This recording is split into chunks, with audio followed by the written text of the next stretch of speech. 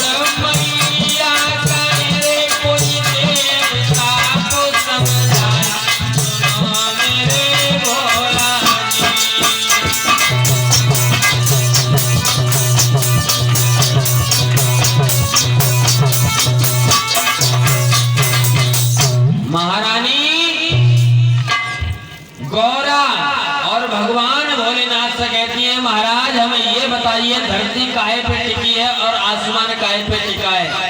हमने तो ये सुना है धरती शेषनाग के फन पर टिकी हुई है, कोई कहता है गैया के सींग पर टिकी हुई है, और ये आसमान धर्म के खंभ पर टिका हुआ है। तो महाराज हमने धर्म के खंभ नहीं देखे, हमें धर्म के खंभ देखना है। भगवान भोलेनाथ कहते हैं पार्वती ऐसी जिद मत करो, धर्म के खंभ तुम नहीं देख पाओगी। पार्वती जी ने कहा कि हम तो देख के ही मानेंगे, आज तुम कितना भी समझाओ कितना भी उपदेश दो हम मानने वाले नहीं हैं, हमें धर्म के खंभ आप दिखाइए जरूर। तो कहते हैं बाल हट और क्रिया हट बड़ी पक्की होती है, ये बहुत ही कठिन होती है हट, बाल हट और क्रिया हट। तो आज क्रिया की हट को देखकर भगवान भोलेनाथ कहते हैं तो ठीक है, चलो हम तुम्हें आज धर्म के खंभ दिखाते हैं, लेकिन ऐसे नहीं, हमें तुम्हें रूप बदलना पड़ेगा। कैसा महाराज? तो भगवान शंकर ने मैया पार्वती को सुंदर कन्या बना दिया। ऐसा लगता है जैसे 12 वर्ष की कन्या साक्षात हमारे सामने खड़ी है। और भगवान शंकर ने क्या किया, अपने शरीर को बहुत बूढ़ा बनाया और अपने शरीर से कोढ़ चुराने लगा। जब कोढ़ चुराने लगा तब चले हैं, कहते हैं अब चलो देवी, अब हम तुम्हें धर्म के खंभ दिखाते हैं। तो क्या किया भगवान भोलेनाथ ने बताया,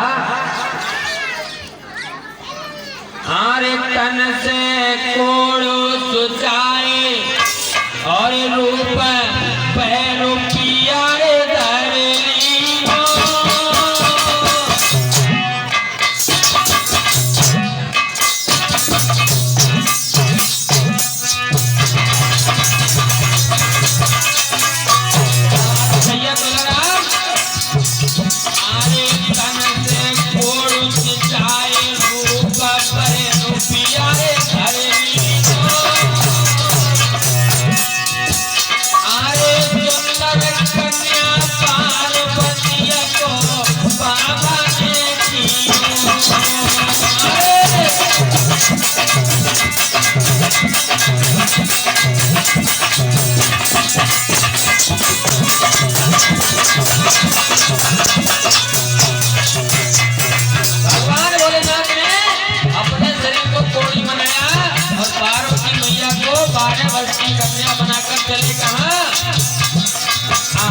बागा मंदाता खिलिया कहाँ होने आई शाम बाग में बाबा घुसे आए।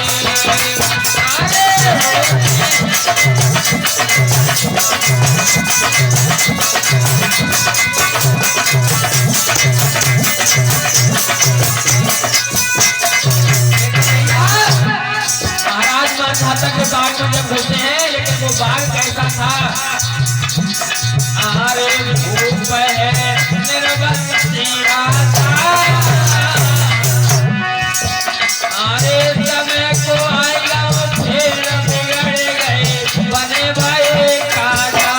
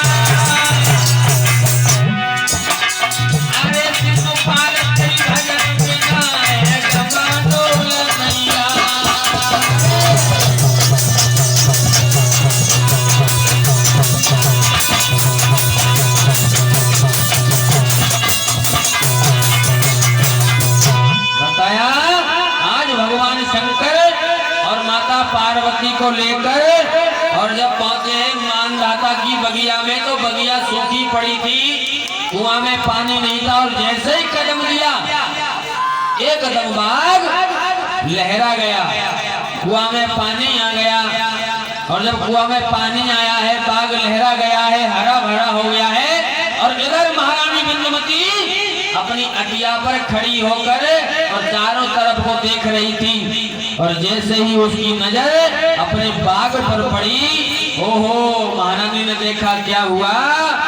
अरे बिंदुमती अटिया पे ठाणी,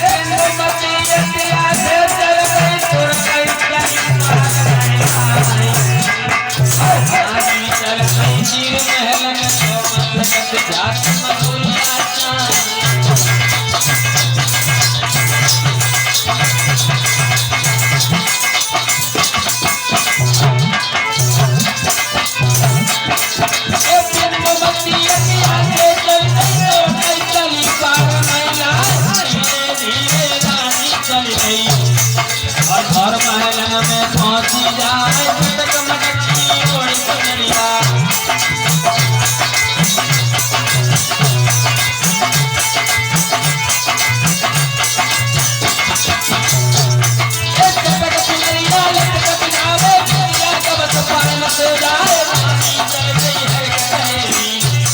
और तुरंत ही चली कार नया कछु देर के लिए वर्षा में, और रानी पहुंच तुरंत दरबार के पास ईश्वर की गई।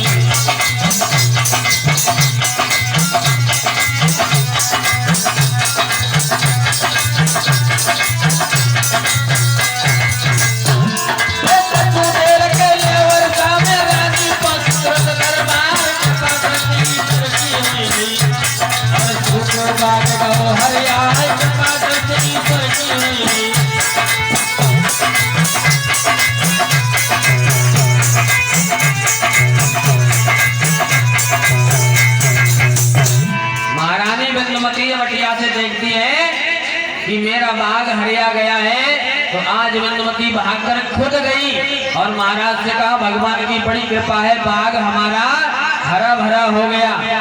राजा कहते हैं, ये कैसे हो सकता है, ये तो बड़े चलने वाली बात है, कई बरसें हो गई हैं, लेकिन बाग में हरियाली हमने कभी नहीं देखी। तो तुम कहती हो बाग हरा भरा हो गया। बिंदुमती कहती है, महाराज मैंने अपनी आंखों से देखा है कि बाग हरा भरा है। कहते अच्छा ऐसी बात है, तो चलो हम चलते हैं और हम खुद चल के और अपने बाग को देखते हैं। महाराज मानदाता कचहरी को बर्खास्त करके आते हैं और घर आकर अपने बाग को देखने चले हैं। महारानी बिंदुमती को साथ में लेकर और जब बाग देखने को चले हैं, तो बताया, लिखा कवि ने कि पति पत्नी दोनों चले गए रे, कोई चले बाग की ओर, सुनो मेरे भैया रे।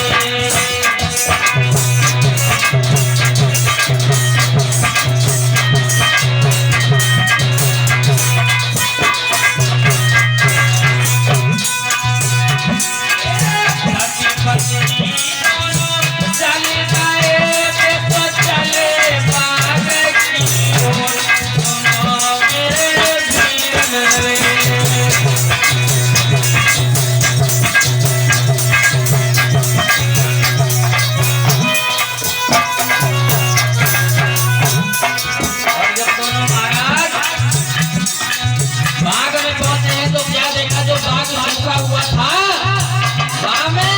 कोयल को कर रही रे कोई बोले बाग के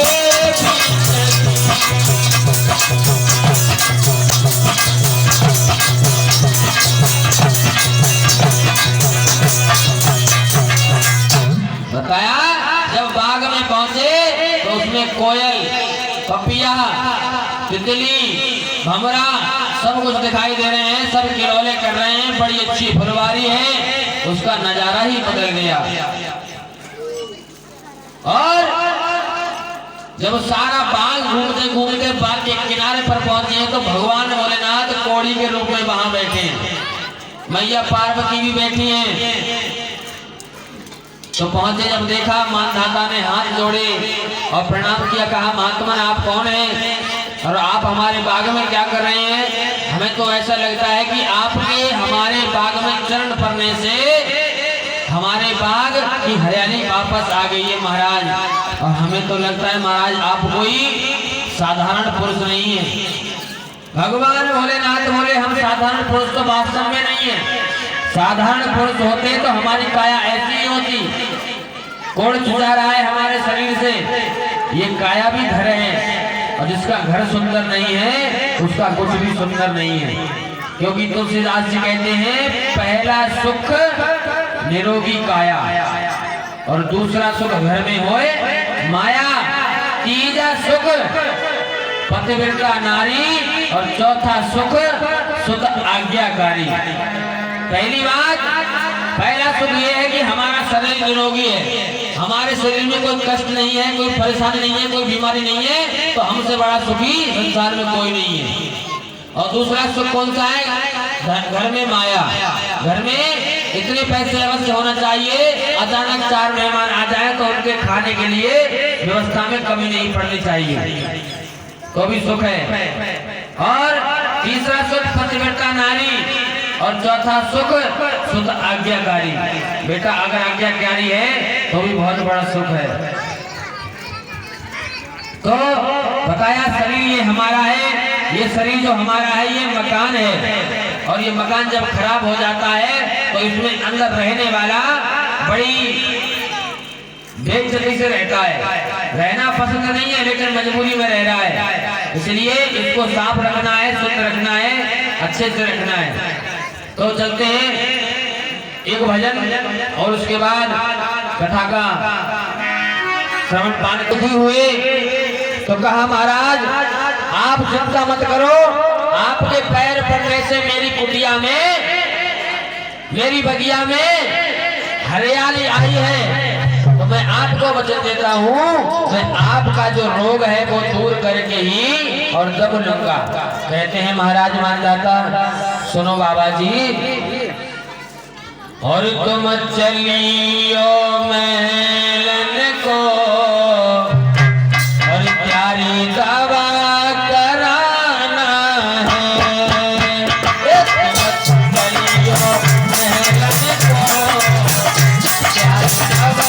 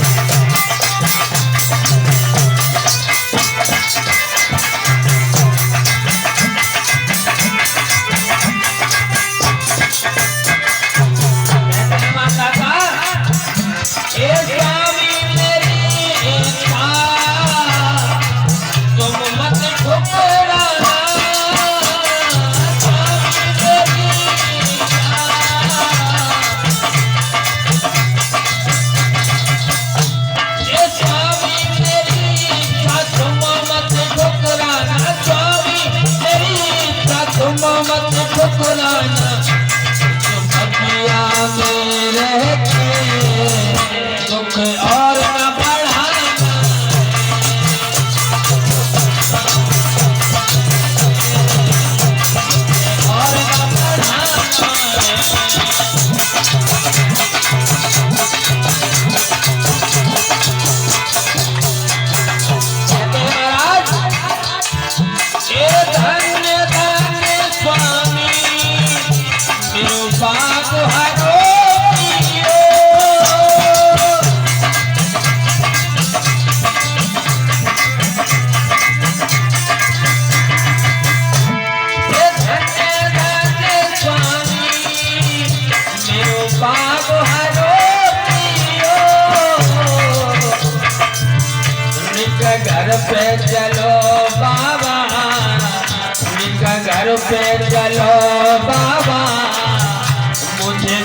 दयालु बनाना।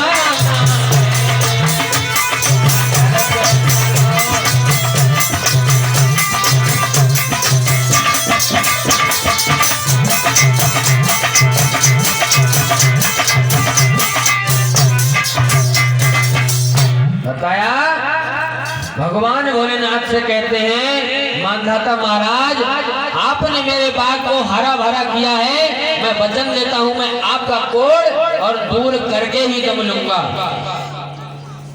भगवान शंकर कहते हैं जैसी आपके आज्ञा महाराज, ठीक करा दे तो करा दो, हमने तो बहुत जगह दिखाया पर ये हमारा कोढ़ कहीं ठीक नहीं हुआ। मानधाता कहते हैं चिंता मत करो महाराज, दुनिया जानती है मानधाता को, जो भी मानधाता से कुछ आके मांगता है वो विमुख नहीं जाता है। और आपने तो कुछ मांगी भी नहीं है, मैंने वचन दिया है आपका कोढ़ दूर करूंगा, तो मैं वचन देता हूँ आपका कोढ़ दूर करके ही दम लूंगा। और ऐसा करो महाराज, आप मेरे घर चलो और मैं घर चलकर आपका इलाज करवाता हूँ। भगवान भोलेनाथ बोले महाराज हम किसी के घर नहीं जाते, हम सन्यासी साधु हैं, हम किसी के घर नहीं जाते। और सुन राजन, तेरे घर जाऊं नहीं और को निर्वंशी राज, और अगर कराना है तुझे तो यही करा दे इलाज। अगर तुझे इलाज कराना है, मेरा दुख तुझसे देखा नहीं जाता तो मेरा इलाज यही करा दे, मैं तेरे घर नहीं जाऊंगा। क्यों? पहली बात तो हम सन्यासी हैं, दूसरी बात तुम निर्वंशी हो, इसलिए हम तुम्हारे घर नहीं जाएंगे। तो कहा ठीक है महाराज। आज मानधाता ने आस पड़ोस के जितने भी बैठ थे सबको बुलाया और सबको बुलाकर भगवान शंकर का कोढ़ दूर करने को कहा। सारे डॉक्टर सारे वैद्य हार गए, लेकिन भगवान का कोढ़ ठीक नहीं हुआ। ठीक हो गए कैसे? क्योंकि जो भगवान ने खुद बनाया है उसे और कोई क्या मिटा सकता है? उसे तो भगवान ही मिटा सकता है जिसे भगवान ने बनाया, और कोई नहीं मिटा सकता। राधा जी कहती हैं कि जब से श्याम मथुरा को गए हैं तब से मुझे कुछ अच्छा नहीं लगता। लोगों ने कहा आपको कोई तकलीफ है तो वैद्य बुला के दवाई दिलवा देते हैं। तो आज राधा जी कहती हैं सुनो, हमें दवाई दिलवाने से कोई फायदा नहीं है। क्यों? जिस वैद्य की हमें दवा लगती है वो वैद्य यहाँ आ नहीं रहा है, और वो वैद्य आ जाए तो दवा की जरूरत भी नहीं है, बिना दवा के और बीमारी छूमंतर हो जाएगी। गाया लिखा हमारी वृंदावन की सरस गायिका पूनम दीदी, उन्होंने ये भजन गाया है। कोशिश करते हैं कि राधा जी कहती हैं सुनो, और सताओ ना हमें लोगों, और हमें दिल की बीमारी है। सताओ ना,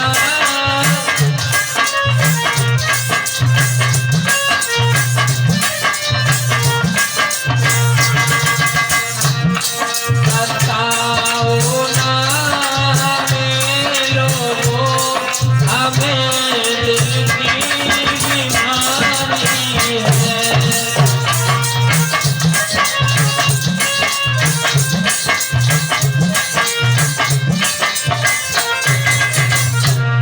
हमारा पैर दुनिया में, हमारा पैर दुनिया में वो बाके बिहारी है।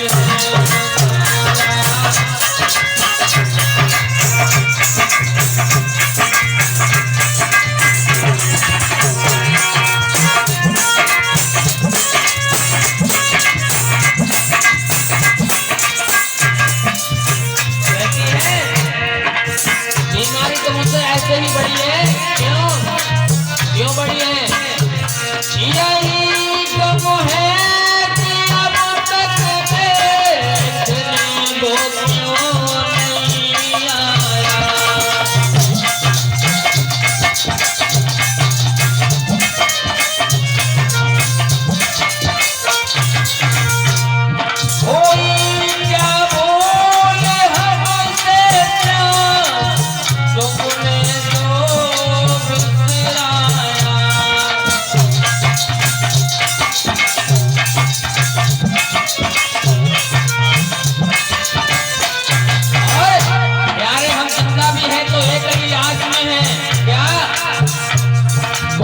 आता होगा, वो आता होगा।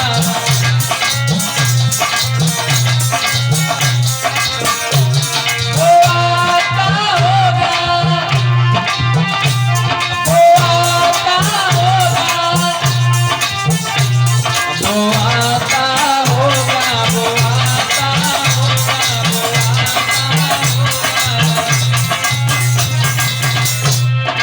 मैंने मोहन को बुलाया है, वो आता होगा।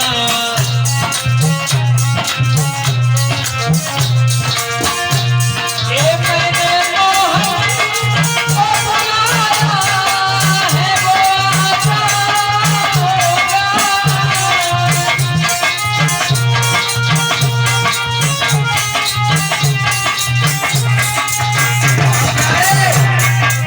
तुम भी आना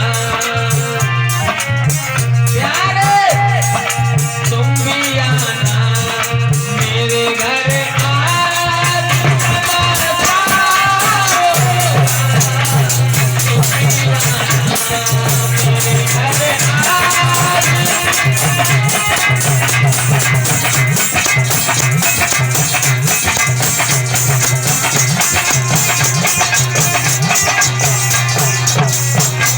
कहती है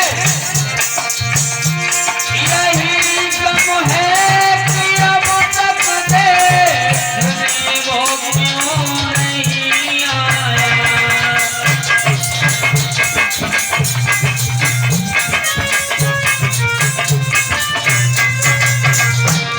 कोई क्या भूल हमसे जान दो, तुमने बिसराया।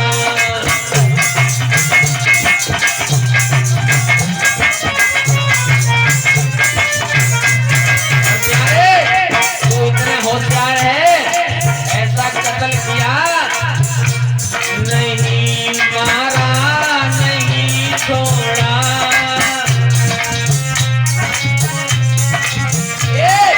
नहीं मारा नहीं छोड़ा, गजब का वो शिकारी है।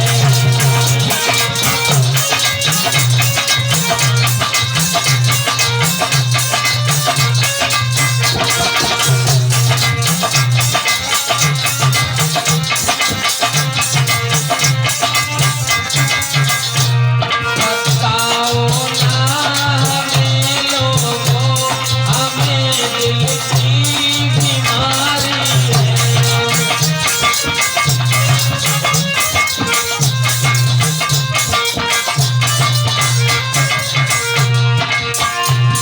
हमारा बैठ दुनिया में वो बाके बिहारी है।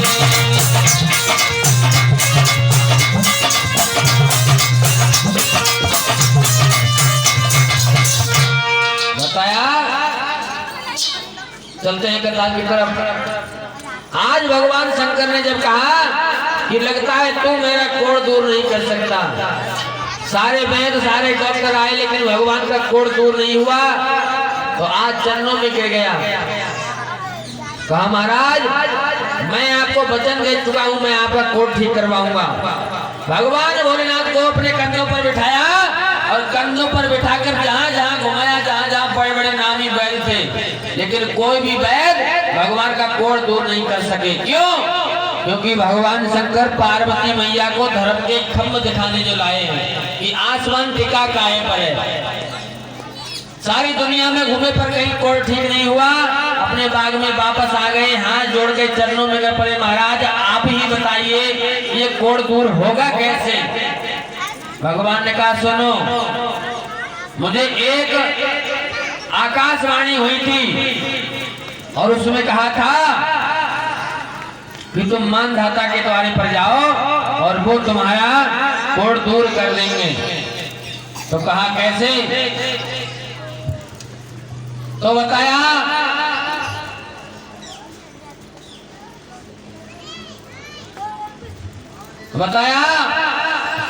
कि आकाशवाणी हुई थी, तो आकाशवाणी में ये कहा था कि तुम मानदाता के द्वार पर जाओ तुम्हारा कोढ़ दूर हो जाएगा। महाराज कर सकते हैं क्या? तो बताया मेरा कोढ़ दूर कैसे होगा? सुन राजा, बताया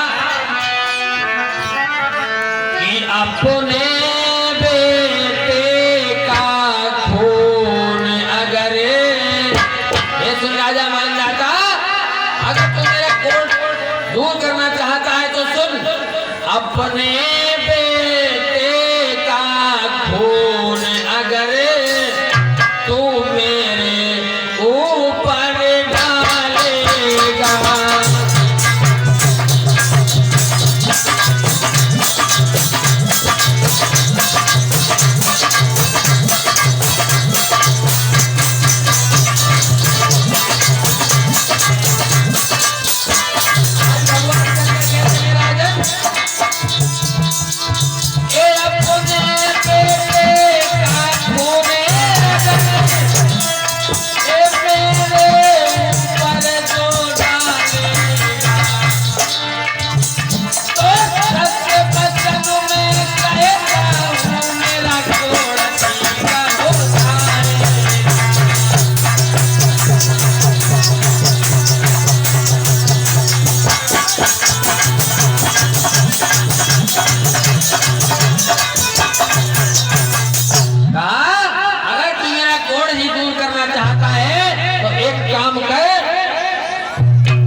अपने बेटे का खून और मेरे शरीर पर डाल दे, मेरा कोढ़ दूर हो जाएगा। आज भगवान भोलेनाथ की जब ऐसी बात सुनी तो राजा मानधाता के पैरों के नीचे से जमीन खिसक गई। कई इतनी बड़ी पैद अपने बेटे का खून में महाराज आपके ऊपर डालूं, मैं डाल देता, लेकिन समस्या इस बात की है कि मेरे कोई संतान नहीं है। हुआ क्या भक्तों? बताया